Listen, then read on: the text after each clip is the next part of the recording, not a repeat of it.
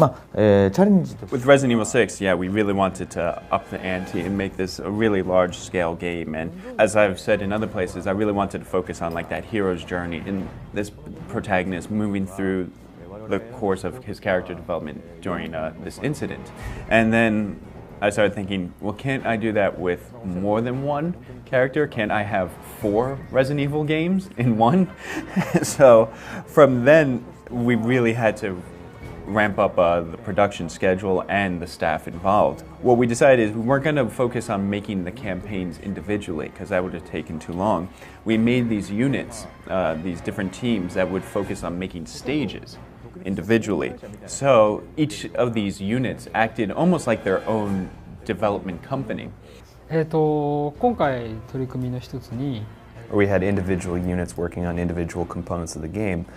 So there was a team working on the Joavo, there was a team working on zombies, there was a team working on the stage where Jake has to flee from the Ustanak.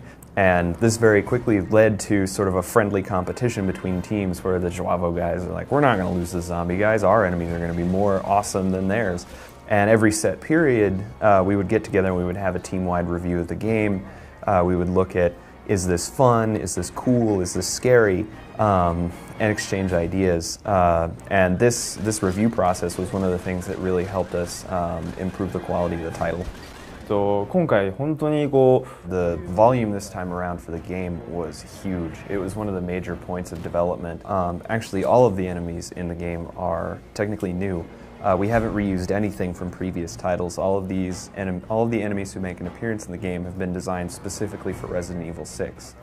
And in terms of what the designers do to come up with new enemies, their focus isn't visual, but rather putting the game first. And the idea is to flesh out this enemy and find out how do they fight, how do they engage the player, and create those details. And once those have been worked out and all of this has been established and it's been finely tuned, then we start building it into the game. For the process of making creature sounds in Resident Evil 6, we would first start with the design that we get from the art director and talk about, for example, what kind of movement we think this creature would make, the overall size, weight, everything that would affect the different sounds that we come up with. And a lot of the creatures in Resident Evil 6, they do have mutations as well. So we think about, well, what kind of sounds would we hear if we saw this creature mutate, or if we saw just a part of their body mutate.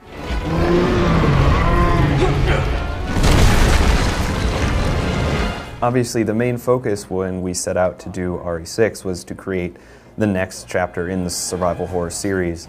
And we really wanted to capture this kind of idea of horror and having to flee from your enemies. And so each chapter and each character possess a different type of horror focus.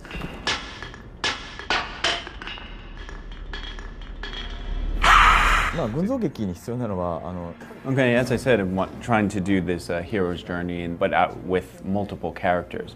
And the reasoning for that was, what if you take this one incident, but then if you have all these characters, they're not all going to react the same way. They all have their own points of view. So if each character has their own story to tell, then that means we can also showcase different types of horror elements in each of those campaigns. Horror doesn't have to be this one monolithic thing. So with Leon, we decided, okay, we're going to try and go to that classic RE1 style horror, with exploration and trying to figure out what's going on type of thing. With Chris, it's much more of an action focus, but it's in that sense like 5. We wanted to emphasize that kind of horror. He's going to be attacked by unknown enemies, creatures coming out of nowhere. His men are going to start to be picked off one by one, and as he starts to lose teammates, that you start to raise the tension, you raise the stakes in that campaign, because you start out from this feeling of safety, and now you feel ill at ease at what's going on all around you, and so that's how you bring out the horror in that situation. And with Jake, it's the fear of being pursued. The Ustanak is chasing him, he has to flee. It's this unstoppable force that he has to run from because he can't face it. So if the other 3 campaigns raised a lot of questions about the RE6 story, then Ada's campaign is the answer. to those questions. What you have with Leon, Chris, and Jake's campaigns, you each have their individual stories, as I've said, and their own starts, middles, and endings. But when you get to the end of all their campaigns, there's some things you may not understand completely, or you may wonder, oh, well, why did that happen? I still don't get that. Well, that's where Ada's campaign comes in. Her campaign is the one that ties all the loose threads together. So by playing the 3 campaigns and then Ada, then you're going to get the whole story for Resident Evil 6.